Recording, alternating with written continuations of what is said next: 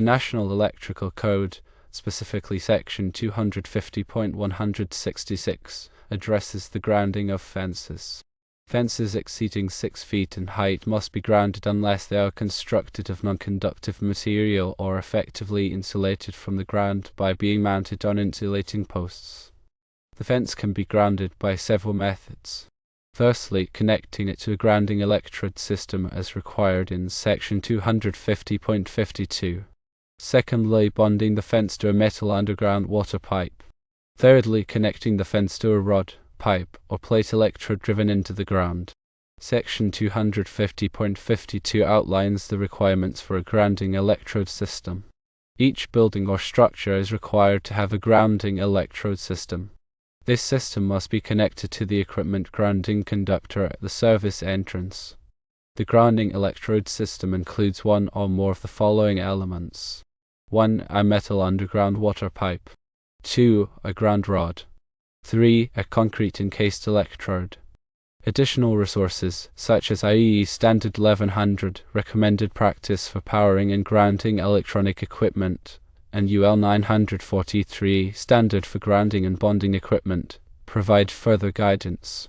For grounding a fence around a generator cluster, it is recommended to install a grounding electrode system around the perimeter of the cluster. Connect the fence to the system using a bonding conductor. The bonding conductor size should be in accordance with NEC requirements for the grounding electrode conductor. Consider additional grounding measures such as burying a grounding groove beneath the fence or installing lightning protection. It is always advisable to consult with a qualified electrician or utility engineer for specific grounding design and installation recommendations. To elaborate further on grounding electrode systems, as per NEC Section 250.52, these systems are fundamental for ensuring electrical safety. They provide a low impedance path for fault current to return to the source, facilitating the operation of overcurrent protective devices like circuit breakers and fuses. This is crucial in preventing electrical shock hazards and minimizing damage to equipment. The metal underground water pipe, when available and meeting specific requirements, can serve as an effective grounding electrode. However, it is essential to ensure that the pipe is in direct contact with the earth for at least 10 feet or 3.0 meters, including any supplemental electrodes. Ground rods, typically made of copper or copper-clad steel, are another common grounding electrode. They must be at least 8 feet or 2.44 meters in length and driven into the ground. The NEC specifies requirements for the spacing and installation of multiple ground rods when used to improve grounding effectiveness. Concrete encased electrodes, also known as UFA grounds, involve a bare copper conductor encased within concrete that is in direct contact with the earth. This type of electrode is often used in new construction and provides a very effective grounding path. The size of the bonding conductor used to connect the fence to the grounding electrode system is critical. The NEC specifies the minimum size based on the size of the service entrance conductors. Refer to NEC Table 250.66 for guidance on selecting the appropriate conductor size.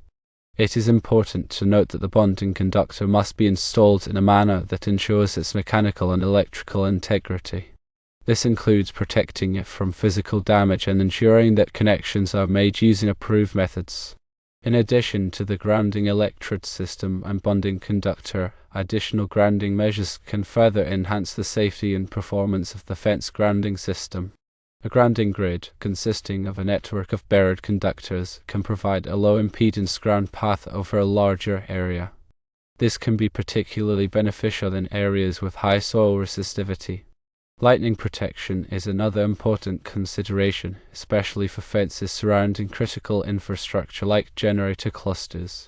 Lightning protection systems are designed to intercept lightning strikes and safely conduct the current to ground, preventing damage to equipment and reducing the risk of fire. IEE Standard 1100 provides detailed recommendations for powering and grounding electronic equipment, including guidance on grounding fences and other structures. UL 943 establishes the requirements for ground fault circuit interrupters, which are often used in conjunction with grounding systems to provide additional protection against electrical shock hazards. When designing and installing a fence grounding system, it is essential to consider the specific site conditions and the potential hazards involved. Factors such as soil type, moisture content, and the presence of underground utilities can all affect the performance of the grounding system. A qualified electrician or utility engineer can assess these factors and recommend the appropriate grounding methods and materials. Furthermore, it is imperative to comply with all applicable codes and regulations. The NEC provides a comprehensive set of requirements for grounding and bonding, and local jurisdictions may have additional requirements. Failure to comply with these requirements can result in safety hazards and legal liabilities.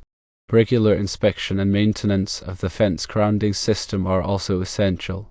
This includes checking for corrosion, loose connections, and other signs of damage. Any issues should be addressed promptly to ensure the continued effectiveness of the grounding system. Grounding is a critical aspect of electrical safety, and it is essential to take it seriously. By following the NEC requirements and consulting with qualified professionals, you can ensure that your fence is properly grounded and that you are protecting people and property from electrical hazards. Grounding is more than just driving a rod into the ground. It's a comprehensive system designed to provide a safe path for electrical current in the event of a fault. This path allows the current to flow back to the source, tripping a circuit breaker or blowing a fuse, thereby cutting off the power and preventing electrical shock or fire. The effectiveness of a grounding system depends on several factors, including the quality of the grounding electrode, the size and material of the grounding conductor, and the soil conditions. Poor soil conditions, such as dry or rocky soil, can significantly increase the resistance of the grounding path, making it less effective. In such cases, it may be necessary to use multiple grounding electrodes or to improve the soil conductivity by adding materials such as bentonite clay. The NEC provides specific requirements for the resistance of grounding systems. In general, the resistance to ground should not exceed 25 ohms. If the resistance is higher than this, additional grounding electrodes may be required. It is important to measure the resistance of the grounding system periodically to ensure that it is within acceptable limits. This can be done using a ground resistance tester. Bonding is another important aspect of electrical safety. Bonding involves connecting all metal parts of a building or structure together to create a common ground potential. This helps to prevent voltage differences between different metal parts, which can cause electrical shock.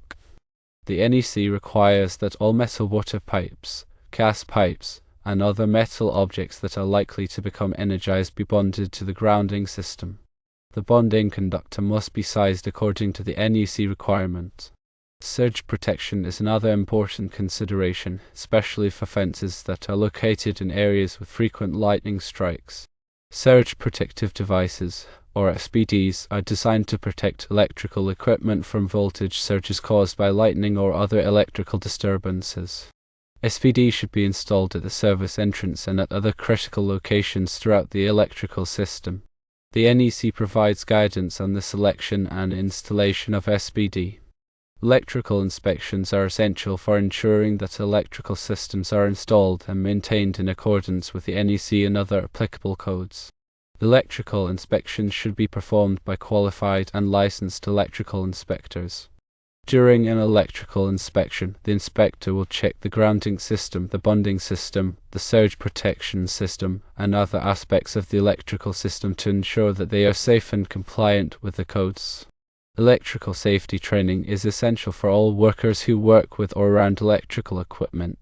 Electrical safety training should cover topics such as grounding, bonding, surge protection, lockout/tagout procedures, and personal protective equipment. Workers who are properly trained in electrical safety are less likely to be injured or killed in electrical accidents. Grounding and bonding are critical aspects of electrical safety. By following the NEC requirements and consulting with qualified professionals, you can ensure that your electrical system is safe and compliant with the codes. Remember that electricity can be dangerous, and it is important to take all necessary precautions to protect yourself and others from electrical hazards. The NEC, or National Electrical Code, isn't just a set of rules, It is a comprehensive document constantly updated to reflect the latest safety standards and technological advancements in electrical systems. Think of it as a living document evolving to protect people and property from electrical hazards.